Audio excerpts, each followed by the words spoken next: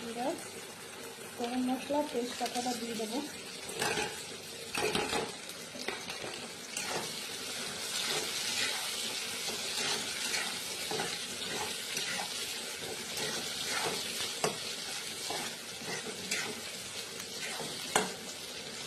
লালচে লালচে করে পেঁয়াজটা ভাজা হোক।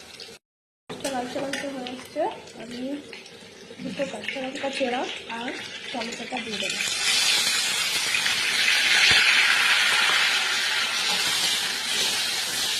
একটু ফ্রাই হোক, টমেটোটা একটু নরম হোক।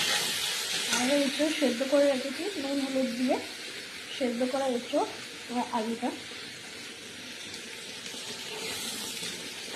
এটা মশলা, একটু টক দই, আদা রসুন জিরে ধনে গোলকি, তারপর পেঁয়াজ কাঁচা লঙ্কা সব বাটা, একটু কাশ্মীরি রেড চিলি এটাতে, ঠিক আছে। আর নুন হলুদ দিয়ে এটা আমি ফেটে রেখেছি, গুলে হালকা একটু দই দিয়ে ফেটে রেখেছি। এবার মশলাটা দিয়ে দেবো।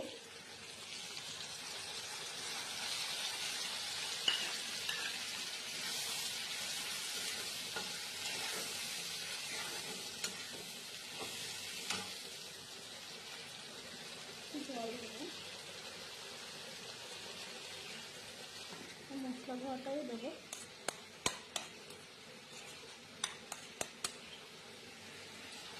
দিলাম, এবার কষাবো ভালো করে মশলাটা।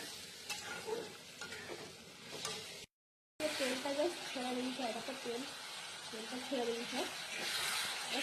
তখনই তেলটা ছেড়ে দিলে বেড়ে গেলে মশলা কষানো হয়ে গেছে। এবার এঁচড় আর আলুটা সেদ্ধ করা দিয়ে দেবো। একবার কষাবো ভালো করে। কষানো হয়ে গেল, একবার এঁচড়টা দিয়ে কষিয়ে নেবো। মশলাগুলো দিয়ে ভেতরে চলে যাবে, তখন জল দিয়ে দেবো একটু, বেশি জল দেবো না,